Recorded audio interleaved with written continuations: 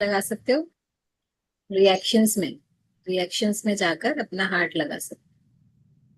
जो background change नहीं कर सकते वो हार्ट ऐड कर दीजिए। Very good.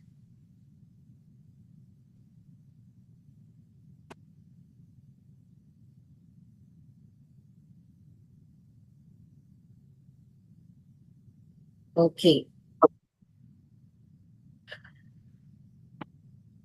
ये पेन रेडी कर लीजिए और आज की डेट मेंशन करेंगे। आज है 13 सितंबर। 13 तारीख है ना आज? Sunita ma'am, yes. 13 तारीख है। ओके। 13 है 13।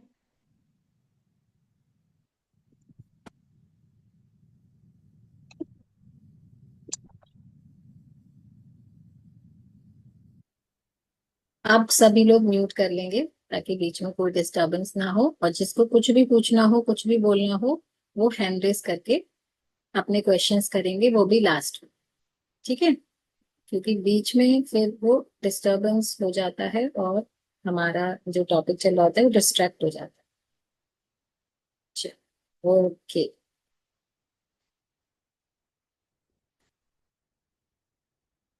तो दिल की बीमारियां, दिल दिल दिल दिल, heart attack, heart issue, heart में ये, हार्ट में वो, ये सारी चीजें होती क्यों और क्यों हो रही?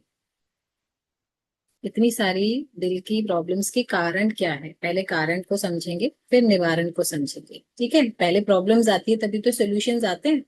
तो पहले प्रॉब्लम्स को समझेंगे फिर उनके सॉल्यूशंस पर जाए।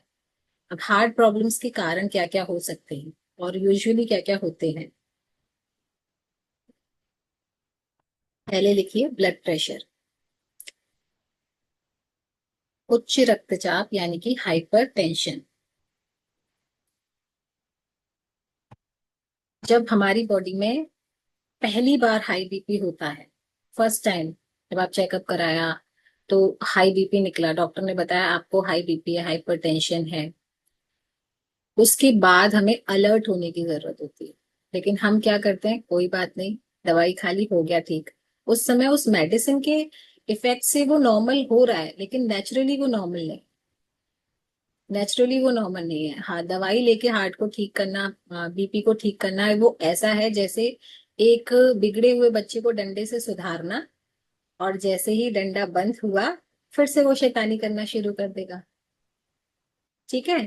तो हमें क्या करना है, डंडे के जोर पे नहीं करना है, डांट के जोर पे नहीं करना है। दवाई मतलब डंडा यानी कि डांट, और उसके जोर पर अगर हम हार्ट को अपने हेल्दी रखना चाह रहे हैं तो वो टेम्परेरी है, टेम्परेरी सोल्यूशन है।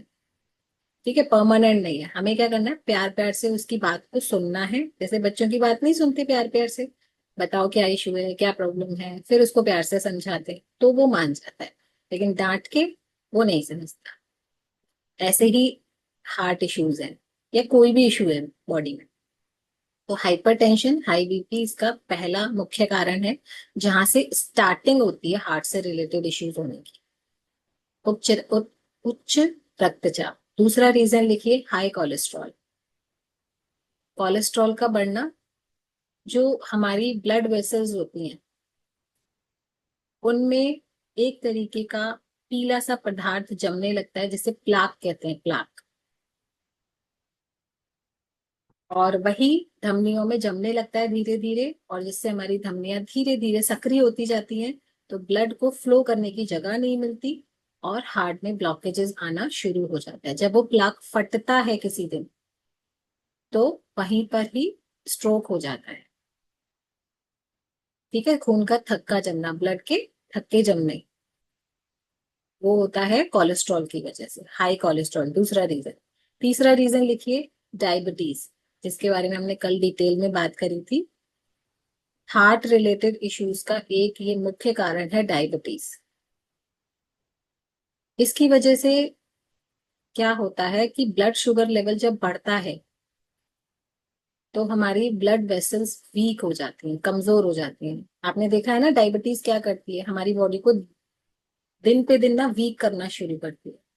तो हमारी ब्लड वेसल्स भी वीक हो जाती हैं और हार्ट इश्यूज होना शुरू हो जाती है। हार्ट डिसीजेस का रिस्क डे बाय डे बढ़ता जाता है। चौथा कारण लिखिए, स्मोकिंग एंड एल्कोहल, और भी जो बैड हैबिट्स होती हैं ये भी हमारे ब्लड प्रेशर को इंक्रीज करने में बहुत हद तक काम करते हैं। फिफ्थ पॉइंट लिखेंगे, इनबैलेंस डाइट, यानी कि असंतुलित आहार। हम अनशन खाते हैं, ज्यादा प्रोसेस फूड खाते हैं, फैट वाला फूड खाते हैं। इससे हमारे हार्ट पर बुरा असर पड़ता है और ओबेसिटी का रिस्क आता है।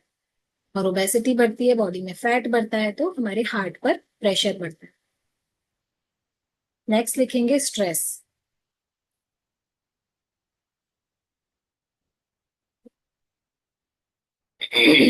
हमको पता है हमारी बॉडी में बहुत सारी चीजों का जो रीजन है वो स्ट्रेस है। डायबिटीज का भी रीजन स्ट्रेस में आता है, ओबेसिटी का भी रीजन स्ट्रेस में आता है, हार्ट का भी रीजन स्ट्रेस में आता है। तो ये जब हमें पता है कि स्ट्रेस इतना डेंजरस है हमारे लिए, तो हम लेते क्यों है? लेते क्यों है? कोई दे रहा है आपको जबरदस्ती, लो 2 किलो स्ट्रेस, आज 5 किलो स्ट्रेस, आज 10 किलो स्ट्रेस, और हम क्या करते जाते हैं? उसे खजाने की तरह स्टोर करते जाते हैं। उसे खजाने की तरह स्टोर करते जाते हैं, जैसे हमारी तिजोरी भरती जा रही है, इन्वेस्ट कर रहे हो आप स्ट्रेस के साथ। हमें इन्वेस्ट करना है अच्छे थॉट्स को। तो एक दिन अभी तो अंशुमन का सेशन कराना पड़ेगा स्ट्रेस फ्री करने के लिए, कराना पड़ेगा। मेरी आवाज आ रही है ठीक से सबको? मुझे सबकी शक्लें 3-4 लोगों की क्यों दिख रही हैं बस?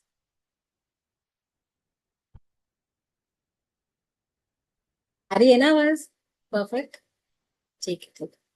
तो अभी क्या करना है, स्ट्रेस को रिलीज करने के लिए एक सेशन कराना पड़ेगा मेंटल हेल्थ का। हम्म। इसका मतलब तो ये हो गया आपने स्टोर कर रखा है। जो स्टोर कर रखा है तो आप डायरेक्ट इनडायरेक्ट एडमिट कर रहे हो ना कि हाँ है, तभी तो उसको रिलीज करना है। नहीं है, देख लो भाई, होना नहीं चाहिए। अगर रहेगा स्ट्रेस तो फिर रिलीज करने की जरूरत पड़ेगी, कोशिश करो कि रहे ही ना। जब रहेगा ही नहीं अपने पास, उसको जगह क्यों देनी है? अनवांटेड चीजें हमें क्यों लेनी? मॉल में शॉपिंग करने जाते हैं या कहीं भी मार्केट में शॉपिंग करने जाते हैं, तो वही तो पिक करते हैं जो हमारी नीड होती है। वही तो उठाते हैं जो हमारी नीड होती है। जो हमें नहीं चाहिए तो हम क्यों लेंगे उसे? जैसे ये स्ट्रेस हमें नहीं चाहिए तो क्यों लेंगे उसे? या कई बार ऐसा होता है कि कोई ड्रेस हमें पसंद आ रही होती है, बहुत बार ऐसा होता है। हमें कोई ड्रेस पसंद आ रही होती है और उसका हम प्राइस टैग देखते हैं, वो हमारे बजट के बाहर होता है। सोचते हैं अरे नहीं यार, अभी 5,000 की ड्रेस लेके क्या करेंगे, अभी तो रखी रहेगी, पहनने का ओकेजन नहीं है। कई बार ऐसा सोचते हैं, तो वो हम नहीं लेते ना, क्योंकि अफोर्डेबल नहीं है, हमारे बजट में नहीं है। यही सोचो, ये स्ट्रेस हमारे बजट में नहीं, अफोर्डेबल नहीं है, तो ये हमारे मतलब की चीज नहीं है, जाने दो अभी से। ठीक है, तो बहुत पूरी बॉडी के लिए हार्मफुल है, सारी बीमारियों का कारण है, हमारी आगे मतलब लाइफ को पूरा डिस्ट्रॉय करने का एक रीजन है स्ट्रेस। तो हार्ट इश्यूज में भी ये काउंट होता है, क्योंकि हार्ट तो भाई हमारे लिए बहुत जरूरी है। तो स्ट्रेस ये काम करता है, जब इसको ना लॉन्ग टाइम तक हम अपने माइंड में रखते हैं, ओवर थिंकिंग पर जाते हैं, तो भी हमारा ब्लड प्रेशर बढ़ता है। हाइपरटेंशन के आपको सिम्टम्स देखने को मिलते हैं। तो stress one of the main reason. Seventh point लिखेंगे, लैक ऑफ एक्सरसाइज। हम एक्सरसाइज करते ही नहीं है। अब जो नहीं करते हैं वो रिलेट करेंगे, जो करते हैं वो सोचेंगे हम तो कर रहे हैं भाई, हमें कोई प्रॉब्लम नहीं होगी। लेकिन ये मत सोचिएगा कि केवल एक्सरसाइज करने से भी कुछ नहीं होगा। अगर खाना पीना नहीं सुधारेंगे तो केवल एक्सरसाइज से भी कुछ नहीं होगा। ठीक है, तो लैक ऑफ एक्सरसाइज, नियमित रूप से यानी कि डेली बेसिस पर आपको एक्सरसाइज फॉलो करनी है, जो भी आपकी बॉडी को सूट करती है। एक्सरसाइज के भी बहुत सारे टाइप्स होते हैं। और इसका एक और रीजन है कि ये फैमिली हिस्ट्री से भी हो सकता है।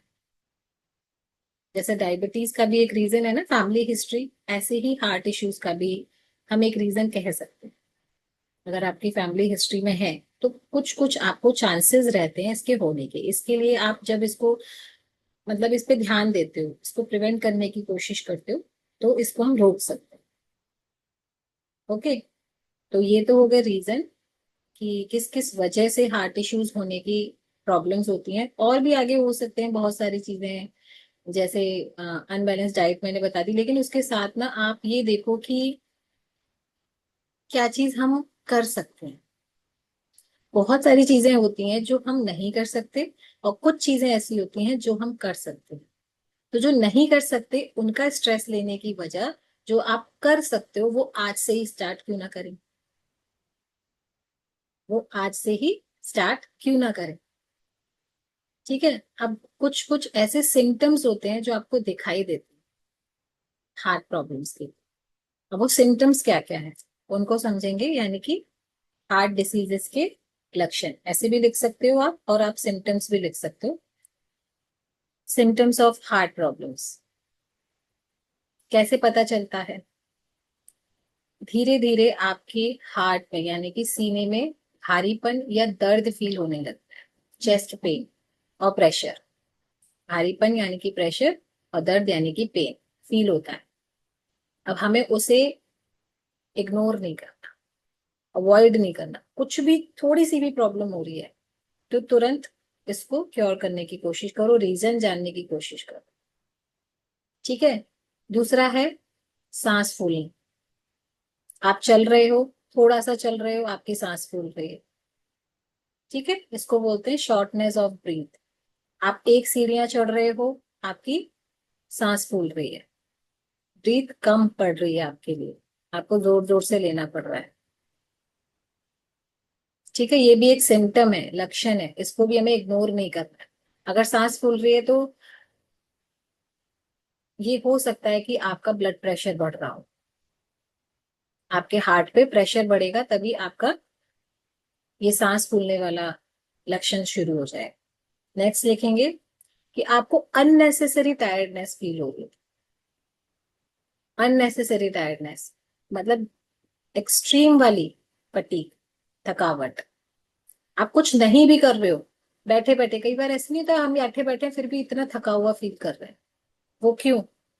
क्योंकि कहीं ना कहीं आपके ब्लड पे प्रेशर पड़ रहा है, उसको पंप करने में प्रेशर पड़ रहा है। लेटे लेटे थक रहे हैं हम, घर में थोड़ा बहुत काम किया फिर मन करता है चलो लेट जाओ, बैठ जाओ। तो जो अननेसेसरी वाली थकावट होती है, जो कभी भी आप ऐसे ही फील करने लग जाते हो, ये भी एक मेन इसका सिम्टम है।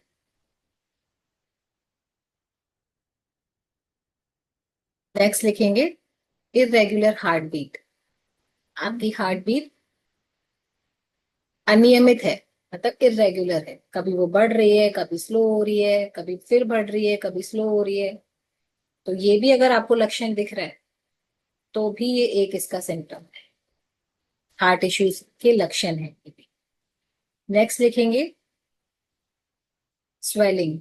आपके पैरों में कहीं स्वेलिंग तो नहीं हो, चेक करना पड़ेगा। अगर हो रही है तो उसको भी लाइट नहीं लेना है, क्योंकि ये जो छोटे छोटे सिम्टम्स होते हैं ना, ये बॉडी आपको दिखाती है, लेकिन हम क्या करते हैं, इनको इग्नोर करते हैं। इग्नोर कैसे करते हैं, ठीक है कोई बात नहीं, आ गई होगी, किचन में काम कर रही होंगी इसलिए पैरों में स्वेलिंग आ गई होगी। लेकिन आज से पहले कभी आई क्या, ये देखना पड़ेगा। आज से पहले आई क्या, ऐसे ही कोई कैसे आ जाएगा। जैसे ऐसे ही आपके घर पे कोई नहीं आ सकता, इन्फॉर्म करके आता है या आप मीटिंग फिक्स करते हो तब आते हैं। तो शरीर में ये अनवांटेड चीजें ऐसे ही कैसे आ जाएंगी, हमने तो इनवाइट नहीं किया। तो ये सिम्टम्स हैं जो बॉडी आपको दिखा रही है कि ये प्रॉब्लम मुझे हो रही है, अब आप इसको ट्रीट करो। और हम अवॉइड करते हैं, कोई बात नहीं, गर्म पानी में पैर डाल लेंगे हो जाएगा ठीक, पैरों की मालिश करवा लेंगे हो जाएगा ठीक, लेकिन उसका कारण तो कुछ और है। स्वेलिंग किसी और कारण से आ रही है और आप किसी और चीज पर काम कर रहे हो। जैसे चोट तो लेफ्ट हैंड में लगी हुई है और दवा राइट हैंड में लगा रहे हैं, तो ठीक हो जाएगा क्या? नहीं होगा ना। सीधा हाथ चिल्लाए जा रहा है, यहाँ दर्द हो रहा है, यहाँ दर्द हो रहा है, उल्टे हाथ को एंटरटेन किए जा रहे हो। ठीक है, तो रीजंस को, ये जो सिम्टम्स हैं इनको समझो, इनको अवॉइड नहीं करना है बिल्कुल। पैरों में सूजन, और कभी भी आपको ऐसा लगे कि चक्कर आ रहा है, सर घूम रहा है, ये भी इसके एक सिम्टम है। हमेशा बिना पिए नशा जैसा फील करते हो, बिना पिए ही नशा जैसा फील करते हो, बेहोशी सी रहती है हमेशा, आंखें झुकी झुकी सी रहती है। ये भी इसका एक सिम्टम है कि आपको हार्ट इश्यूज हो सकते हैं या है, इसीलिए ये सिम्टम्स बॉडी में दिख रहे हैं। इन पर अब ये सारे जो सिम्टम्स हैं इनको हमें किसी भी तरीके से अवॉइड नहीं करना है, कभी भी अवॉइड नहीं करना, इग्नोर नहीं करना। अगर इनको ये नहीं बोलना ठीक है हो जाएगा, थोड़ा सा रेस्ट कर लेंगे हो जाएगा, नहीं। इनको मौका ही मत दो बढ़ने का। फॉर एग्जाम्पल, किचन में अगर एक कॉकरोच दिखता है तो आप कैसे उसके पीछे पड़ जाते हो? अब तो ये हटना ही चाहिए, अब तो ये घर से बाहर निकलना ही चाहिए, है ना। हम ये तो नहीं सोचते ना, चलो कोई बात नहीं है रहने दो, एक ही तो है बेचारा। अब वो एक कब आपकी फैमिली बना लेगा, अपनी फैमिली बना लेगा, आपको पता चलेगा। 1 से 10 होने में एक दिन भी नहीं लगते। 1 से 10 होने में एक दिन भी नहीं लगते, तो वो उस एक कॉकरोच को भी आप जल्दी से जल्दी हटाते हो। ऐसे ही बॉडी का है, अगर एक प्रॉब्लम भी दिख रही है ना, तो उसको 10 होने से पहले हटा दो, भगा दो। तुम्हारे लिए यहाँ जगह नहीं है। लेकिन हम घर को तो साफ रखते हैं, खुद को नहीं रखते। खुद को कैसे? इंटरनली।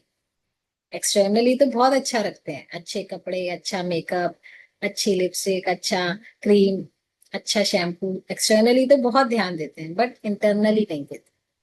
तो इंटरनली ध्यान देना है। अगर कुछ भी ऐसा सिम्टम दिखता है तो इसको कॉकरोच समझो, छिपकली समझो, कुछ भी समझो, बट हटाओ। क्योंकि जब हम उनके साथ नहीं रह सकते तो इनके साथ कैसे रह सकते हैं? नहीं रह सकते ना। घर में एक चूहा आ जाए, कैसे भागम भाग मच जाती है, हटाओ इसे कैसे भी। तो ये सारे सिम्टम्स भी वैसे ही है। अब आज से क्या करेंगे? कुछ भी ऐसा लक्षण दिख रहा है, उनको अवॉइड नहीं करना है, ठीक है। और सीरियसली लेना है, बट सीरियसली यहां से नहीं लेना। यहाँ से तो डॉक्टर का काम है, वो क्या करेगा, पर आपका काम है कि टेस्ट कराओ, अपना टेस्ट कराओ जो भी इससे रिलेटेड होते हैं, और इनको क्योर करो जल्दी से जल्दी, ठीक है। अब प्रिवेंशन टिप्स भी तो लिखेंगे। जब हमने रीजन समझ लिए और इनके सिम्टम्स समझ लिए, तो प्रिवेंशन टिप्स भी लिखिए, यानी कि इनको, इनसे बचने के उपाय, कैसे हम इनको क्योर कर सकते हैं। हर रोज हर प्रॉब्लम के लिए बताया जाता है, ईट अ बैलेंस डाइट। हर प्रॉब्लम का सोल्यूशन ही है बैलेंस डाइट। अगर आपको फिजिकली कोई भी इश्यू हो रहा है, आप अपना खान पीन सुधार लीजिए, 90% काम हो जाएगा। 90% काम हो जाएगा, 10% जो बचेगा उसके लिए डॉक्टर्स हैं, ठीक है, हेल्थ न्यूट्रिशंस हैं जो आपकी हेल्प करते हैं। दूसरा लिखिए, जब आप कोई ऐसे सिम्टम्स दिख रहे हैं तो अपनी लाइफस्टाइल को आपको ठीक करना पड़ेगा। स्टाइल। तीसरा लिखिए, लाइफस्टाइल के ही अंदर आता है डेली बेसिस पर एक्सरसाइज, जो भी आपको सूट करता है। सूट करने वाली बात यहाँ पर इसलिए आती है क्योंकि अगर 100 किलो का इंसान कार्डियो या जंप करने लगता है तो वो नहीं कर सकता। पहले उसको एटलीस्ट 30 मिनट की वॉक से स्टार्ट करना पड़ेगा। तो जो भी आपकी बॉडी की रिक्वायर्ड है, जितना आप कर सकते हो उस तरीके के आप एक्सरसाइजेस पे जाओ, ठीक है। और इसी में इस चीज को डिसाइड करने में कौन हेल्प करता है? आपका कोच। इस चीज को डिसाइड करने में कि क्या चीज आपके लिए ठीक है, आप क्या कर पाओगे, आप कैसे कर सकते हो, इस चीज में आपकी हेल्प करता है आपका कोच। दूसरा लिखिए, किसी भी तरीके की बैड हैबिट्स नहीं होनी चाहिए, अगर हैं तो उनको, लाइक ड्रिंकिंग हो गया, स्मोकिंग हो गया, और प्रोसेस फूड खाना भी एक बैड हैबिट में काउंट होता है। मार्केट का जंक, अनशंत खाना भी एक बैड हैबिट में काउंट काउंट होता है, तो उनको हमें बंद करना पड़ेगा completely. Once in a while आप ले सकते हो, वो तो कोई इशू नहीं है, क्योंकि फिर बॉडी में इतनी पावर बढ़ जाती है कि वो उसको डाइजेस्ट कर सके। लेकिन डेली डेली जब हम करते हैं तो फिर बॉडी की कैपेसिटी जवाब दे देती है, नहीं अब हमारे बस का नहीं। और स्ट्रेस अगर इसके होने का कारण है तो इसके बचाव का भी कारण उपाय बन सकता है। स्ट्रेस आने से ये चीजें हो रही हैं तो स्ट्रेस को रोक दिया या उसको ट्रीट कर लिया तो ये प्रॉब्लम अपने आप ठीक होने लग जाएगी। ठीक है, तो स्ट्रेस नहीं लेना है, तनाव में नहीं आना है। एंड सबसे बड़ा इसका एक और उपाय है कि आप रेगुलर अपने हेल्थ चेकअप्स कराइए। रेगुलर मीन्स हर 6 महीने में, और अगर ये प्रॉब्लम्स हैं तो हर 3 महीने में। और जो पूरी तरीके से स्वस्थ महसूस करता है अपने आप को, वो हर साल यानी कि ईयरली एक हेल्थ चेकअप जरूर कराए। ठीक है, इसका मतलब सीधा सीधा सा एक फॉर्मूला है। अगर आपको इश्यूज हैं, ऑलरेडी आप मेडिसिन ले रहे हो, तो हर 3 महीने में आपको कराना है। ठीक है, और कुछ कुछ सिम्टम्स दिख रहे हैं या अभी आपकी मेडिसिन शुरू नहीं हुई है, तो आप हर 6 महीने में करा सकते हो। और बिल्कुल फिट हो, कोई इश्यू नहीं है, कुछ भी, खूब भाग रहे हो, दौड़ रहे हो, सब कुछ खा रहे हो, पी रहे हो, वेट भी मैनेज है, तो आप ईयरली चेकअप जरूर करें, साल में एक। कुछ लोग तो ये कहते हैं कि चेकअप हम इसलिए नहीं कराते कि कुछ निकल गया तो, कुछ निकल गया तो। कितना अच्छा कारण है ना, कि जैसे सामने अगर डॉग आ जाए तो बिल्ली आंख बंद कर ले, या फिर बिल्ली के आने से कबूतर आंख बंद कर ले, लेकिन वो बिल्ली हटेगी थोड़ी सामने से, वो तो वहीं बैठी हुई है। ये तो हमारा भ्रम है। अगर कोई प्रॉब्लम हो रही है और हम अपने चेकअप्स कराने से इसलिए डर रहे हैं कि प्रॉब्लम दिख जाएगी, वो तो भाई ऑलरेडी बैठी हुई है, तो अब वो दिखे या ना दिखे, देख लोगे तो ज्यादा अच्छा है, क्योंकि देखोगे तभी तो उसको भगाओगे, बिना देखे कैसे भगाओगे। तो अपने आप को धोखा ना दें कि भाई अगर चेकअप करा लिया तो प्रॉब्लम सामने आ जाएगी। फिर अचानक से किसी दिन कुछ भी हो जाए, उससे बेस्ट है कि आप अवेयर रहें उस चीज के। ओके, चलो चीयर्स कर ले एक बार। हाथ तो नहीं दर्द हुआ किसी का लिखते लिखते? चीयर्स।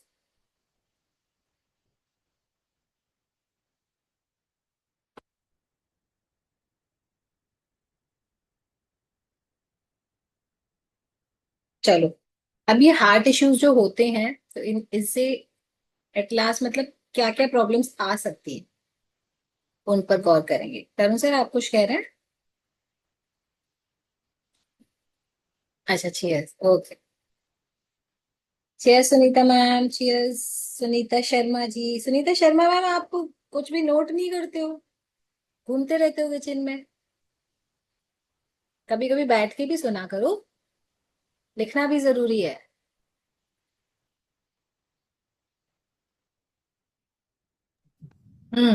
बताइए। मैम, अभी श्राद्धों की वजह से मैं कुछ कर नहीं पा रही। सुबह खाना खुना बनाना पड़ता है मैम सुबह। वैसे आप लिखते हो? मैं डायरी पहले है लिखा आपकी? है। पहले मैंने डायरी बना रखी है, पहले लिखती थी मैं। ओके। Thank you ma'am. अगर ऐसा कोई इशू है तो फिर ठीक है, सुनो ध्यान से। लेकिन अगर आप फ्री हैं, लिख सकते हैं, तो लिखना जरूर। ठीक है, चलो अब लिखेंगे कि इसके पीछे रिस्क क्या क्या हो सकते हैं। ये सारे जो इश्यूज बताए हैं उनके पीछे रिस्क क्या क्या हो सकते हैं। रिस्क सबसे पहला तो कॉमन नाम है।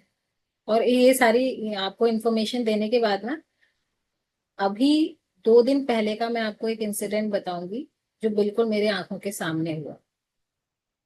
उससे मतलब मेरे को अभी भी रात में नींद नहीं आ रही। इसीलिए आज मैंने ये हार्ट वाला टॉपिक लिया है आप सबको इन्फॉर्म इन्फॉर्म करने के लिए। तो पहला एक इसका सबसे बड़ा रिस्क फैक्टर है हार्ट अटैक। आजकल बहुत सुनने को मिल रहा है ना, साइलेंट हार्ट अटैक, रात को अच्छे भले सोए थे, सुबह उठे ही नहीं। ये होता क्यों है? जब हमारी हार्ट वेसल्स यानी कि जो हमारी रक्त वाहिकाएं होती हैं, आर्टरीज होती हैं, उनको प्रॉपर क्वांटिटी में ब्लड फ्लो नहीं होता है उनमें, या उनको नहीं मिलता है, तो अचानक से हार्ट अटैक होता है। दूसरा लिखिए, हार्ट फेलियर। हार्ट फेलियर जब हार्ट हमारा अच्छे से ब्लड को प्योर नहीं कर पाता या पंप नहीं कर पाता। तीसरा लिखिए, ब्लॉकेजेस। Artery blockages. ब्लॉकेजेस क्या होते हैं? आर्टरीज में जब कोलेस्ट्रॉल बढ़ने लगता है, देखिए जैसे ये आर्टरीज है, जैसे एक पाइपलाइन है, ठीक है। इसकी ऊपरी सतह ये है और नीचे वाली सतह ये है, दो ही तो उसमें सतह होती है। अब इनके अंदर जैसे ये ऊपरी सतह है, यहाँ पर हमारा कोलेस्ट्रॉल धीरे धीरे धीरे धीरे जमने लगता है यहाँ। ऐसे ही यहाँ जमना शुरू हो गया नीचे नीचे वाली सतह पर, ठीक है। तो ब्लड का जो फ्लो है वो बीच में से होगा पाइप के, उसकी जगह कम हो गई, क्योंकि यहाँ भी कोलेस्ट्रॉल जमने लग गया, यहाँ भी जमने लग गया, तो जगह कम हो जाएगी ना, सक्रिय होती चली जाएगी, धीरे धीरे धीरे धीरे और सक्रिय होती जाती है, धीरे धीरे और सक्रिय हो जाती है। किसी दिन ये कोलेस्ट्रॉल यानी कि जो प्लाक होता है, जो एक येलो येलो सा पार्ट होता है जो जमने लगता है, वो किसी दिन फट जाता है। किसी भी दिन फट जाए तो वहां पर वो खून का थक्का जम जाता है, वहां पर वो फटा, वहीं पर जम गया। तो फिर ब्लड को फ्लो करने के लिए जगह मिलेगी ही नहीं, वो ब्लॉक हो गया पाइप, वहां से वो आर्टरीज ब्लॉक हो गई, तो वो हार्ट तक ब्लड नहीं पहुंच पाता, जिसकी वजह से ये सारे इश्यूज होते हैं। तो ब्लॉकेज, जब आर्टरीज में ब्लॉकेजेस हो जाती हैं, तो ये भी एक इशू है। इसी का प्रोसेस होता है, तुरंत डॉक्टर के यहाँ ले जाया जाता है, बीपी हाई दिखने लगता है, और डॉक्टर क्या करता है, इन्हीं आर्टरीज को जगह बनाने के लिए स्टेंट डालता है। एक छल्ला जैसा होता है, वो यहाँ पर डाल दिया, तो वो आर्टरीज का जो ब्लॉकेज है वो खुल गया, वहां पर ब्लड को फ्लो करने के लिए जगह मिल गई। तो स्टंट पे टिके रहना है या अपनी अपनी लाइफ स्टाइल को ठीक करके रखना है? स्टंट पे टिकना है? नहीं टिकना ना। तो हमें क्या करना पड़ेगा? कोलेस्ट्रॉल, कोलेस्ट्रॉल बहुत ही डेंजरस चीज है। अब ये बढ़ता कैसे है वो भी हमने आपको पहले बताया है। तो अगर आप अपने खाने पीने की आदतें ठीक रखोगे तो कोलेस्ट्रॉल होगा ही नहीं। और इससे रिलेटेड मैं आपको न्यूट्रिशंस भी बताऊंगी, टारगेट न्यूट्रिशंस क्या क्या होते हैं जो हमारी हार्ट हेल्थ को अच्छा रखने में हेल्प करते हैं। तो blockages, and fourth one is अनियमित धड़कन, यानी कि आपकी इरेगुलर हार्ट बीट जो दिखती है जब ये सारे प्रॉब्लम्स आती हैं, तो ये भी एक कारण है। दूसरा नेक्स्ट लिखेंगे,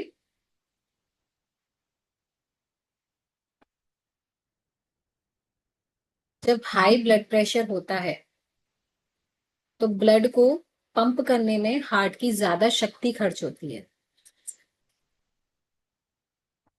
क्योंकि जब कोलेस्ट्रॉल धमनियों में जमने लगता है, आर्टरीज में जमने लगता है, तो ब्लड ठीक से फ्लो नहीं होता। और ब्लड को फ्लो करने के लिए जो हमारा पूरा सिस्टम है वो मेहनत करता है, वो अपनी जान लगाता है। वो ठीक से फ्लो नहीं हो रहा, पीछे से धक्का मिल रहा है, प्रेशर प्रेशर प्रेशर मिल रहा है। तो ये इससे क्या होता है, ब्लड प्रेशर बढ़ता है और ठीक से हार्ट तक ब्लड नहीं पहुंचता।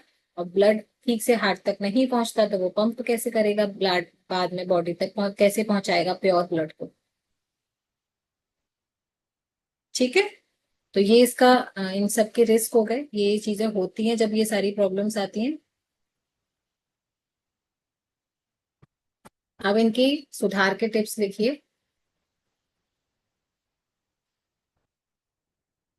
सुधार के टिप्स आपने लिख लिए ना? बैलेंस डाइट और ये सब लिखे हैं अभी?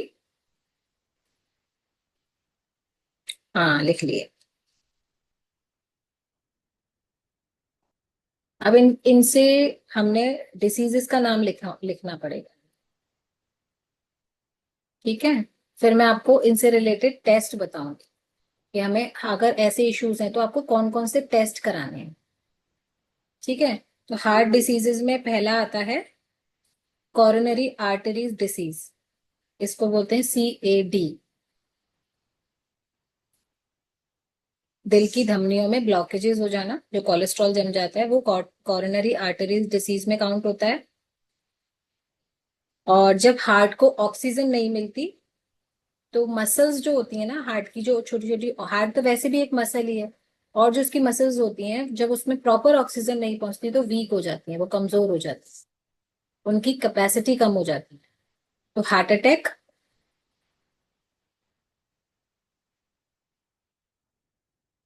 और एक और लिखिए, जो आपकी इरेगुलर हार्ट बीट थी उसका एक और नाम है एरिथमिया।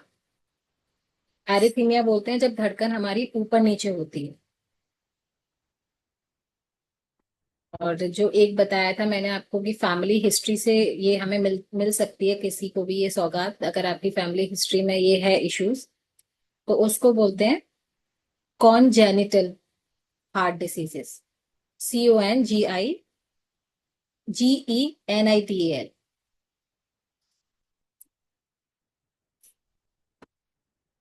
ओके। अब आपको इससे रिलेटेड टेस्ट जल्दी से लिख लो, क्योंकि टाइम भी हमारा जा रहा है, कि हमें कौन कौन से टेस्ट कराने चाहिए।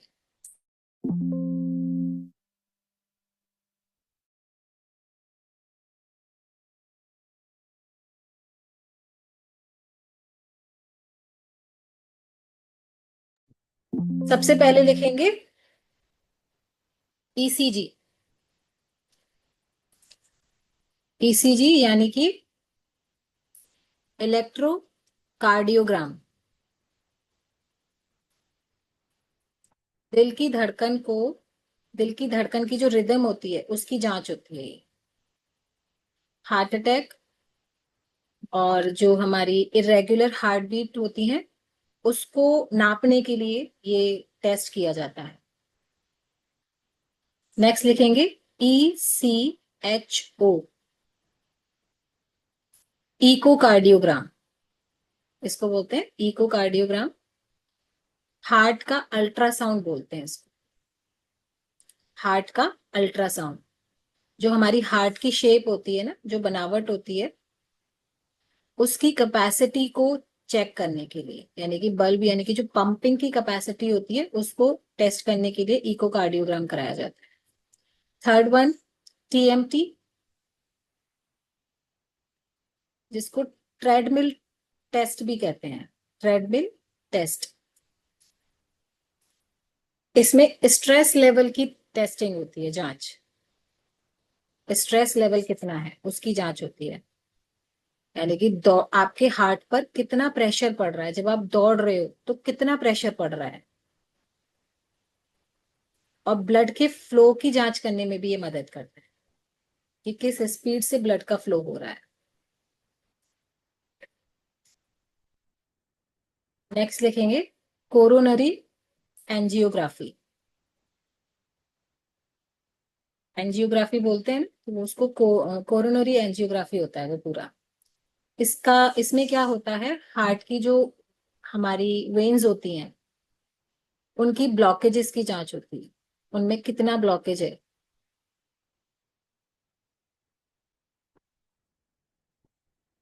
इसमें एक्सरे से धमनियों की जांच की जाती है। नेक्स्ट लिखेंगे fifth number lipid profile test. इसको तो आप जानते ही होंगे, कोलेस्ट्रॉल की जांच होती है इसमें, यानी कि आपका गुड कोलेस्ट्रॉल और बैड कोलेस्ट्रॉल, यानी कि HDL और LDL की जांच होती है। तो इससे पता चलता है कि रिस्क कहाँ पर है अगर इश्यूज हो रहे हैं। फिर BP की जांच, ब्लड प्रेशर। नेक्स्ट लिखेंगे ब्लड शुगर टेस्ट, यानी कि डायबिटीज की टेस्टिंग, शुगर की जांच।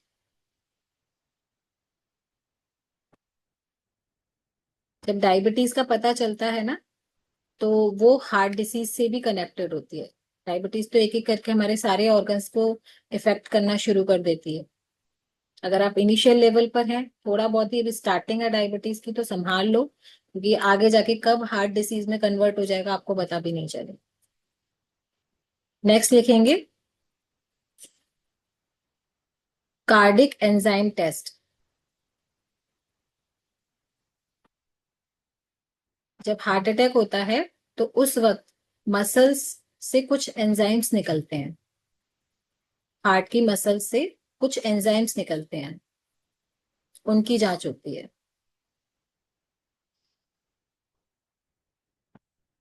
नेक्स्ट लिखिए, एक होता है 24 घंटे आपका ECG, यानी कि काउंटर होता है जो 24 घंटे जांच करता है। इसको बोलते हैं हॉल्टर मॉनिटर।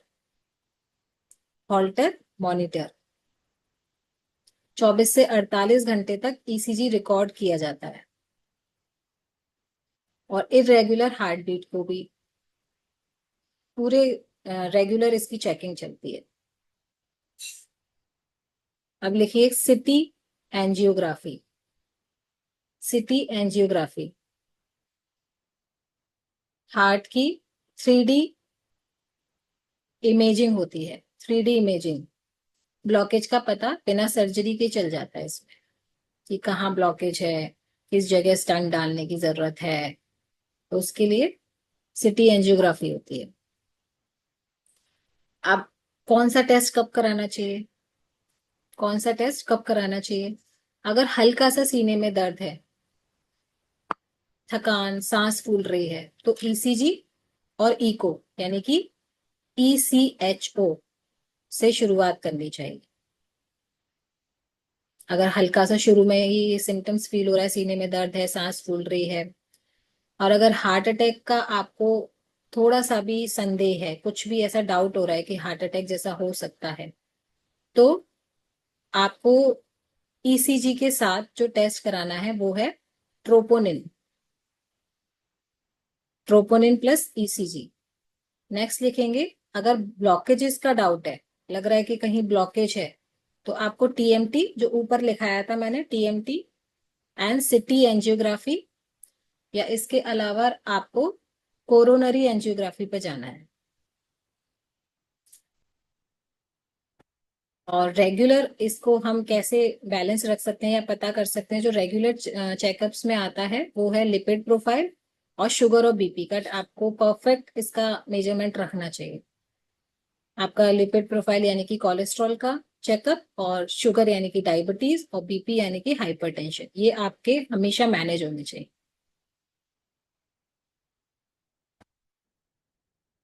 ठीक है, तो हमने डिसीजेस का भी पता चल कर लिया और टेस्ट का भी पता कर लिया। अब आप शेक लेकर आ जाओ। इसके बाद हम कुछ टारगेट न्यूट्रिशंस की बात करेंगे, जो इनसे होने वाले साइड इफेक्ट्स को क्योर करते हैं और हमें एक हेल्दी लाइफस्टाइल देते हैं। ठीक है, जल्दी से शेक लेकर आ जाओ।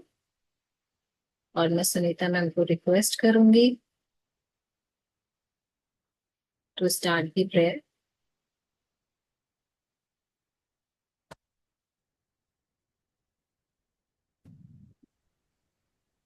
हाँ जी सर, अनम्यूट कीजिए। मैडम हो ये गया। दूसरा दूसरा दूसरा तीसरा रिपीट कर दो। पहला तो था एल आर्जिनिन, दूसरा हाँ था नाइट वर्क। एल डोरिनिन यानी कि नहीं डीओ। नहीं, मेडिसिन जो है नाइट वर्क के बाद में।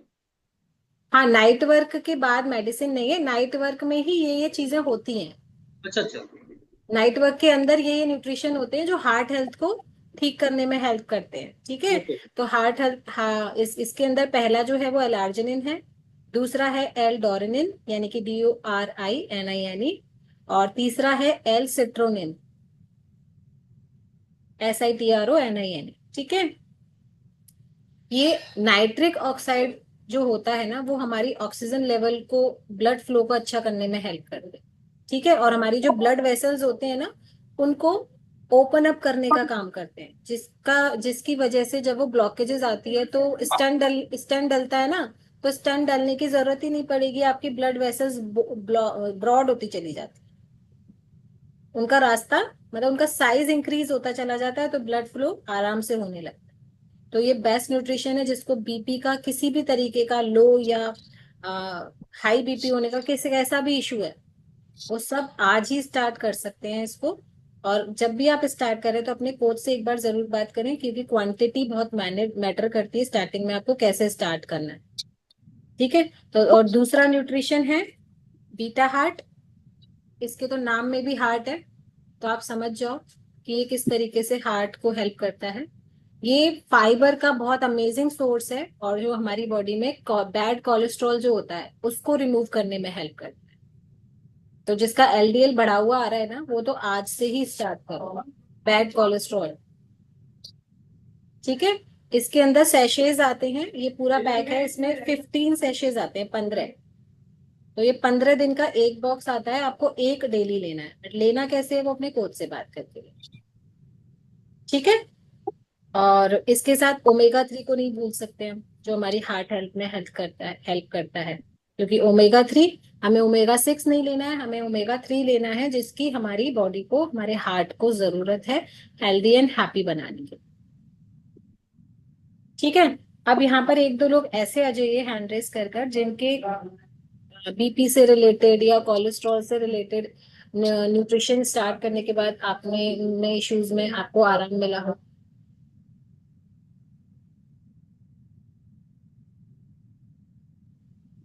ओके। कौन अपनी हार्ट हेल्थ के बारे में या बीपी के रिजल्ट के बारे में शेयर करना चाहेगा? और कोई नहीं है? आराम तो इतने सारे लोगों को मिला है, लेकिन हमें अपने रिजल्ट को छुपा के रखना है। क्यों? क्योंकि हम शेयर नहीं करेंगे, नजर लग जाएगी। ऐसा सोच रहे हो क्या? नजर लग जाएगी? नजर वजर नहीं लगती है।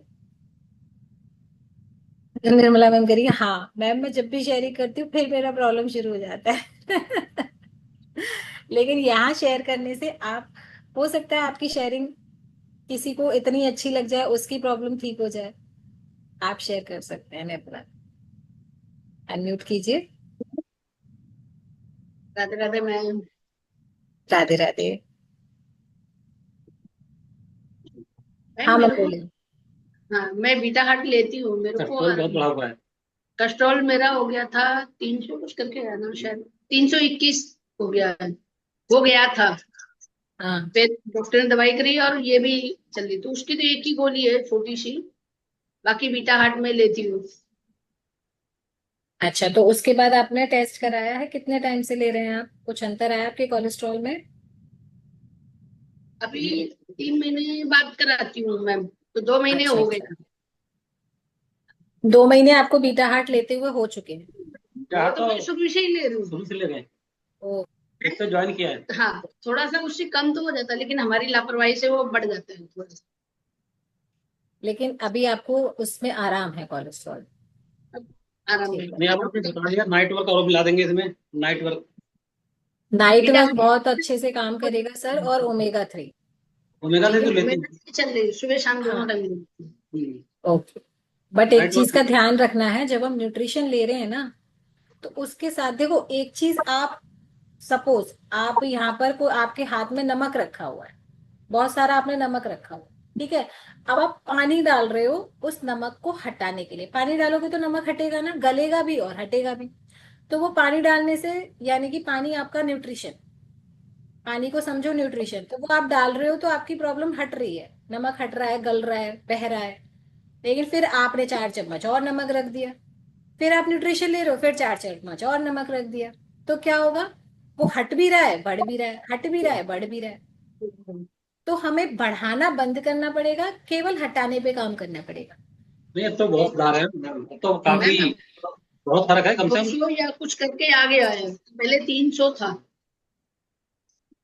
तो अब पूरी तरीके से सुधार करेंगे, और डालने पे काम नहीं करेंगे, केवल हटाने पे काम करेंगे। इसमें नाइट वर्क शामिल नहीं था, अब हम इस खाली बीटा ही आटा। इसी महीने नाइट वर्क मंगा लेंगे। नाइट वर्क बहुत अमेजिंगली वर्क करता है, देखो चेहरा कैसे चमकने लगेगा, नाइट वर्क लेना शुरू कर दोगे। नाइट चेहरा वर्क तो से पता है क्या होता है ना, सारी धमनियां खुल जाती हैं। मैम सारी धमनियां खुलेंगी तो ब्लड फ्लो ऐसे पूरी बॉडी में घूमेगा, पूरी बॉडी में अच्छा खून घूमेगा। मैम चेहरा तो छोड़ ही दीजिए, पूरा चेहरा तो शरीर ही आपने चमक रहा है आप लोगों की वजह से। और चमकेगा, फिर बल्ब जलेंगे, फिर अब हैलोजन जलेगा चेहरे पर। अभी तक मैं मतलब एक्सरसाइज नहीं करती थी, अब आपने देखा होगा सारी करती हूँ मैं, सिर्फ लेट के जो पीछे से उठने वाली होती या पैर उठाने, बस वो वाली नहीं करती हूँ, क्योंकि वो कमर में थोड़ा सा दर्द होने लगता है अगले दिन। तो नहीं मैं, नहीं, बॉडी के हिसाब से ही करिएगा, हाँ जो बस आप कर सकते हो वही कीजिए। बाकी सारी करती हूँ एक्सरसाइज सबके साथ में। बाकी हर मैम को बता देती हूँ, मैम मैं ये नहीं कर रही हूँ, मैं उस टाइम में कुछ और करने लगती हूँ, तो मेरे को दर्द हो बिल्कुल जाता एग्जैक्टली यही करना है। Thank you so much Nirmala ma'am, thank you. और अपने हार्ट के बारे में हम सुनेंगे दीपिका मैम से। Yes Deepika ma'am. Radhe Radhe ma'am. Radhe ma'am Radhe. मैं जब यहाँ आई थी इस क्लब में, एजेंसी में, तो मुझे हार्ट का भी इशू था और बीपी का भी इशू था। जब हार्ट का ऐसे था कि मैं थोड़ा सा भी गुस्सा करूँ या स्ट्रेस हूँ ना, तो हार्ट भी बहुत ज्यादा पंप करने लगती थी मेरी। और फिर जब से मैंने बेसिक न्यूट्रिशन से ही स्टार्ट किया था, कुछ जो अभी आपने नेटवर्क वगैरह बताया ये तो लिया भी नहीं मैंने, बट मेरी प्रॉब्लम उसी से ही सॉल्व हो गई। अपना ये लेने से, शेक लेने से, और ये बाकी चीजें लेने से। अभी लेकिन मैंने ओमेगा 3 स्टार्ट किया है, वो मैं लेती हूँ। बाकी बीपी का इशू भी सॉर्ट आउट है मेरा, और अभी हार्ट में भी वही प्रॉब्लम भी नहीं होती है अभी। ऐसे तो स्ट्रेस वेरी होता ही नहीं है अब, उतना जितना पहले होता था उतना स्ट्रेस होता भी नहीं है अब, लेकिन ये है कि होता भी है तो अब वो चीज नहीं होती कि हार्ट बहुत ज्यादा पंप कर रहा है या बहुत ज्यादा प्रॉब्लम हो रही है, ऐसा कुछ इशू नहीं होता अभी। बॉडी में जिस चीज की डेफिशिएंसी थी ना, वो फुलफिल हो रही है। तो फुलफिल। जो न्यूट्रिशन जी जी। चाहिए थे वो मिल रहे हैं। एक्सरसाइज आप यस रेगुलर कर रहे हो या करवा भी रहे हो, तो प्रॉपर यस आपकी मैम। लाइफस्टाइल अच्छी चल रही है ना, का रिजल्ट है ये। Thank you so much. Thank you ma'am, thank you sir. Next हम लेंगे, और कौन करेगा शेयरिंग? सुनीता मैम को देते हैं। सुनीता मैम थैंक जल्दी यू जल्दी शेयर मैम। करेंगे, फिर हम इसको वाइंड अप करेंगे। बस हाँ, मैं बस ये बताना चाहती हूँ कि एफएमसी में आने से पहले मैं आयुर्वेदिक डॉक्टर को दिखाती थी, तो वो कुछ दिनों पहले, मतलब एफएमसी में आने के 4-5 महीने पहले नाड़ी चेक करते थे ना, तो कहते थे मैम आपका ना कोलेस्ट्रॉल बढ़ रहा है, मतलब कुछ कुछ लग रहा है, तो वो मुझे लहसुन वगैरह खाने के लिए कुछ कुछ वो बताते थे। तो मैं ये बताना चाहती हूँ कि मैं एफएमसी में आने की वजह से ये सारी बीमारियां होने से बच गई। यहाँ आने की वजह से वो आनी शुरू हो गई थी, बीपी और कोलेस्ट्रॉल हल्का। सो thank you so much Pankaj sir, Anshu ma'am, Shilpi ma'am and entire FMC family, thanks a lot. Thank you so much Sunita ma'am. Next हम लेंगे सुधा मैम को। यस सुधा मैम, आपने क्या इम्प्रूवमेंट फील किया है एफएमसी में आने के बाद एंड न्यूट्रिशन स्टार्ट करने के बाद, और कौन कौन सा न्यूट्रिशन आपने ऐड किया वो भी बताइए। आपने काजू बादाम ले लेंगे हम। सुनीता मैम रेडी है अपने काजू बादाम के साथ। सुधा मैम अनम्यूट करो, आप अनम्यूट का ऑप्शन आ रहा है आपके पास। हाँ। Yes ma'am. Ma'am Radhe Radhe. Radhe Radhe. Ma'am मैं तो इसमें क्लब में आई थी, तब मेरे को गैस्ट्रिक प्रॉब्लम बहुत ज्यादा थी, उसी से मेरा बीपी हाई होता था मैम। आपने हम्म। लक्षण बताए थे तो ये वाला नहीं बताया था कि, पर वो गैस से भी मैम मेरा बीपी हाई हो जाता था। जब भी गैस, मतलब जी घबराता था, घबराहट वगैरह होती थी, बेचैनी होती थी, तभी मेरा बीपी हाई होता था। पर अलोपेराइटिक से मेरा बीपी नॉर्मल रहने लग गया है। अब ओमेगा 3 मैंने मैम अभी स्टार्ट किया है, वेरी पर गुड। मेरा एलोपेराइटिक से भी बहुत रिलीफ मिला है मैम मेरे को। और अब आपका मेरा कितना वेट कम हुआ सुधा जी स्टार्टिंग से? मेरा 10 केजी। 10 kg। और हाँ बीपी भी ठीक है अभी? हाँ मैम, बीपी मेरा ठीक है, बहुत congratulation. Relief. Thank you so much. अब हम रिक्वेस्ट करेंगे तरुण सर से। मैम दो बातें हैं एक्चुअली। एक है न्यूट्रिशन को लेकर के, और एक मैं बताऊंगा, मतलब मैम ये स्ट्रेस जो आपने बताया उसके प्रति। एक्चुअली मैम बात आती है जीजाजी की। सिस्टर तो ले रही है सारे न्यूट्रिशन, उनको थायराइड था, तो उन्होंने जो जब से उन्होंने स्टार्ट किया उनको थायराइड में इतना आराम लग गया कि पिछले 3 महीने से डॉक्टर सिर्फ ये चेक कर रहा है कि दवाई कब बंद करनी है। और 5 mcg की चल रही है मैम उनकी, केवल 5। और जब वो मेरे पास आई थी तो 150 की चल रही थी मैम। तो अभी ये हो गया है, और लगभग लगभग 1 साल के आसपास होने जा रहा है। जून जुलाई में वो आई थी, तो जून 1 साल हो गया है मैम। तो 1 साल में इतना है कि मतलब पिछले 3-4 महीने से डॉक्टर सिर्फ ये ट्राई कर रहा है कि भाई कब बंद करनी है, अभी देखते हैं अभी देखते हैं। बट जो डॉक्टर मेडिसिन दे रहे थे उसमें बहुत ज्यादा कमी आ गई है। जो वो दे रहे थे दवाइयाँ, मतलब एक सिर्फ एमसीजी की अगर उसको छोड़ दे, थायराइड को छोड़ दें, तो बाकी दवाइयों में कमी आ गई है मैम। तो था क्या मैम कि जीजा जी को कोलेस्ट्रॉल था, और इनको कभी हार्ट में प्रॉब्लम हुई, इन्होंने चेक कराया तो डॉक्टर ने कोलेस्ट्रॉल डिक्लेयर कर दिया भी आपको कोलेस्ट्रॉल बढ़ा हुआ है, तो आप ये वाली दवाई ले लीजिए, आपका बीपी भी ऊपर चला जाता है। तो वो बीपी की दवाइयाँ लेते थे मैम, और कोलेस्ट्रॉल को कम करने के लिए उन्होंने बाहर का खाना बंद कर दिया था, और वो लहसुन लेते थे। जब भी खाना खाते तो लहसुन की कली ले लेते, कच्ची कली, कि भाई मुझे इससे आराम लग जाएगा। तो आराम उनको लग रहा था या नहीं लग रहा था, आई डोंट नो। बट मैंने सिस्टर को सजेस्ट किया कि मैंने कहा भाई आप देखो, आप इनको जो है ओमेगा 3 दो, बाकी सब चीजें तो वो नहीं लेंगे, ये मुझे अच्छे से पता है कि वो नहीं लेंगे। मैंने कहा आप एक काम करो, आप इनको सिर्फ एक ओमेगा 3 दो, अब कैसे देना है वो आप जानो। तो उन्होंने क्या काम करा कि बिटिया का सहारा लिया, और बिटिया के सहारे उनको ओमेगा 3 देना स्टार्ट किया। उन्होंने कहा कि ठीक है, अब कहते हैं ना बच्चे के काबू में माँ बाप आ जाते हैं।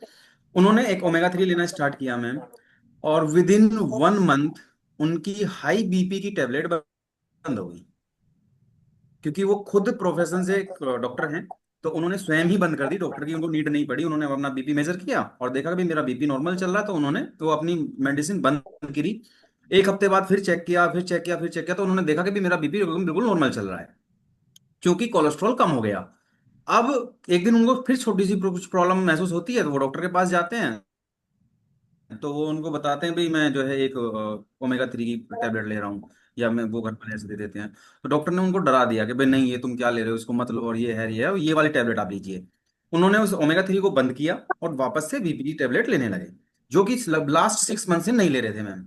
अब क्या होता है कि 1 वीक के अंदर वो फिर से फील करते हैं वही वाली प्रॉब्लम्स, जो उनको जैसे हैवीपन हो जाता था मैम, भारीनेस हो रहा है, मतलब थोड़ा सा उनको लग रहा है कि हाँ भी मुझे कुछ महसूस हो रहा है। उन्होंने महसूस किया, उन्होंने क्या किया, खुद से बोला कि भाई वो जो टेबलेट आप मुझे दे रहे हो ना, वो मुझे वापस से दो। उन्होंने स्वयं मांगी। उनको जब स्टार्ट में मतलब दोबारा स्टार्ट की गई मैम, विद इन 1 वीक उन्होंने फिर से वो टेबलेट बंद कर दिया, और आज वो कंटिन्यू ले रहे हैं सिर्फ और सिर्फ ओमेगा 3, ओनली वन। वो ना सेक लेते फिर हैं भी ना लोग वो कुछ विश्वास और नहीं लेते करते। हैं, ओनली ऑन। नहीं मैम, अगर विश्वास ना होता तो वो वापस नहीं आते, बट वो और चीज उनका नहीं लेंगे, ये रिजल्ट दिखा ना, नहीं करना। रिजल्ट तो हाँ, देख उन्हें लिया ना। उन्हें ओमेगा 3 का रिजल्ट दिखा तो वो वापस से लेते हैं मैम, और उनकी टेबलेट बंद है, इस चीज की मुझे बहुत खुशी है मैम।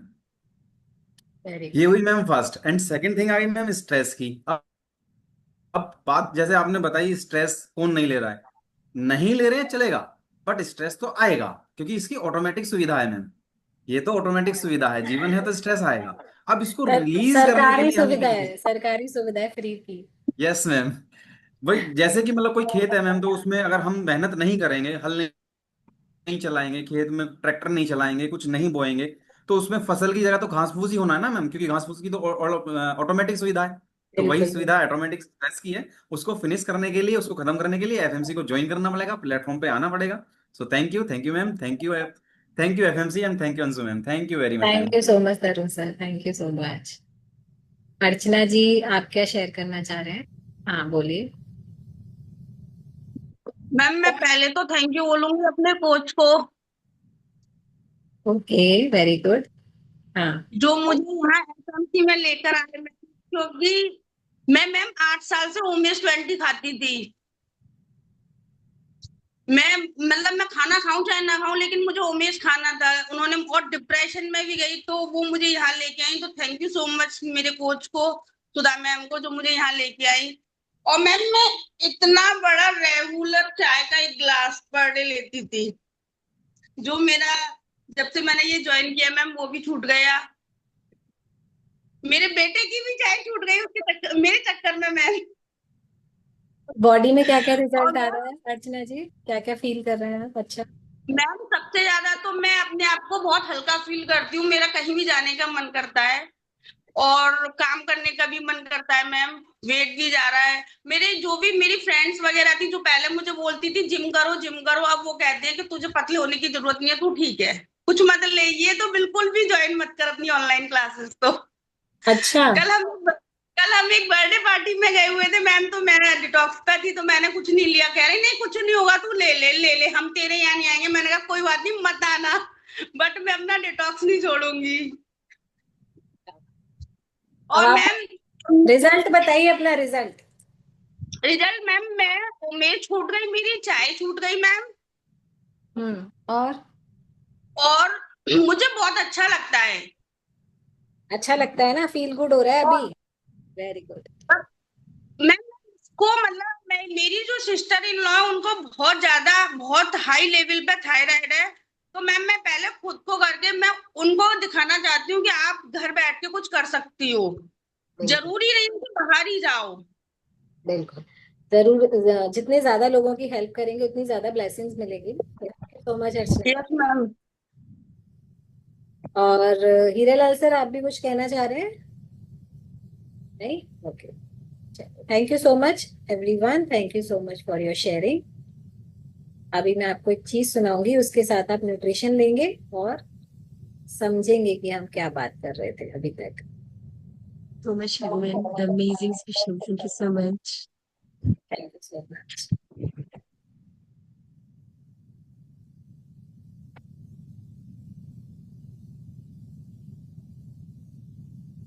और जिस जिस न्यूट्रिशन के बारे में आज आपने सुना है उनके बारे में आप कोचेस से जरूर बात कीजिएगा अपने, जिससे आपको पता लगे कि वो किस तरीके से आपकी हेल्प कर सकते हैं।